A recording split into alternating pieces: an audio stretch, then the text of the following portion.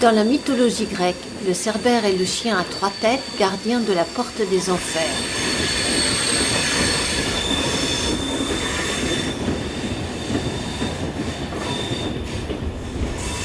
Cerbère est aussi une commune des Pyrénées-Orientales, une porte entre la France et l'Espagne.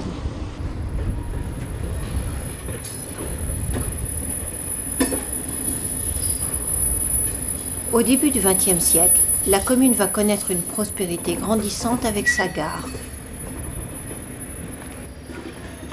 Toute l'activité va tourner autour de son trafic ferroviaire, de la frontière et du transit des personnes et des marchandises.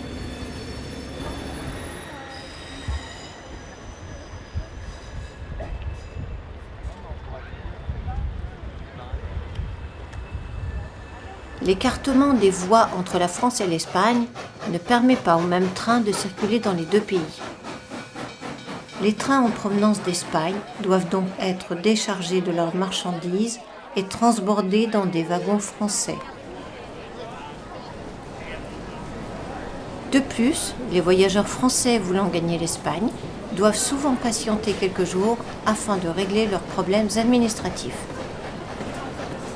En 1928, Jean-Baptiste de Léon, propriétaire d'un terrain en bordure de la voie de chemin de fer, décide de faire construire un hôtel sur les plans de l'architecte perpignanais Léon Baille.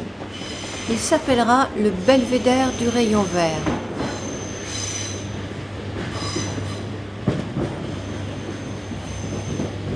Alors l'origine, l'hôtel est construit pour accueillir une clientèle assez riche qui était bloquée en gare de Cerbère dans l'attente de papier pour se rendre en Espagne.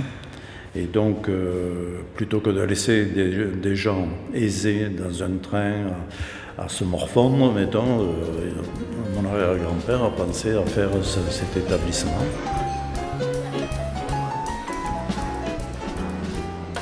Le premier étage n'est fait que pour du festif. Il y a la salle de restaurant, il y a le bar, il y a la bibliothèque, il y a une salle de jeu, il y a le cinéma, le théâtre. C'était un lieu mythique, de toute façon, parce que c'était quand même le palace le plus moderne d'Europe quand ils ont ouvert.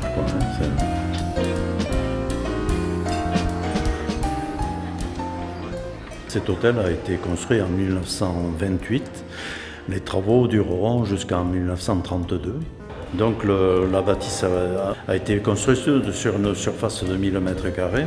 Et mon arrière-grand-père demandera aussi en préalable la possibilité d'installer une usine à parpaing sur le chantier de la gare, puisque tous les parpaings qui ont servi à construire cette bâtisse sont un mélange de ciment et de mâche-fer obtenus avec les machines à vapeur.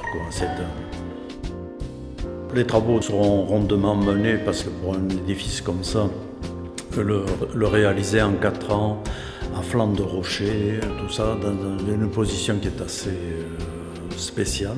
Je pense que l'architecte a dû avoir quelques complications avec la voie ferrée qui passe juste à côté, donc avec des demandes d'autorisation, des surveillances pour que rien ne tombe sur les trains qui passaient juste à côté.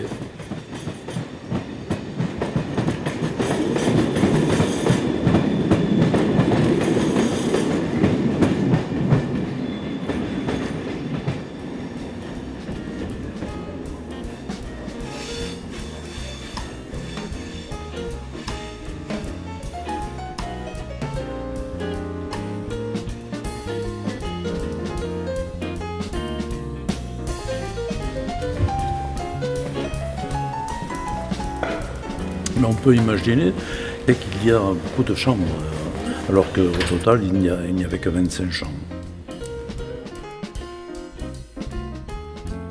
Alors dans l'art déco, vous avez le carrelage qui est toujours ceinturé par un liseré en carreau aussi, mais qui fait tout, soit le tour de la pièce, soit s'il y a 2 ou 3 mètres carrés de carrelage, qui va faire le pourtour de cette partie.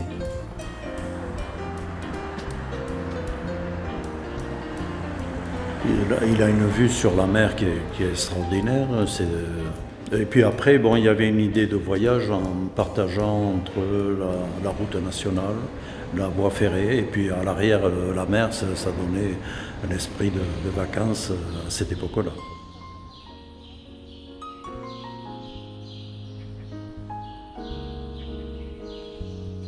Si l'activité ferroviaire s'est modernisée et si la frontière avec l'Espagne a disparu, la cité catalane, au bord de la Méditerranée, a su conserver et développer son activité touristique.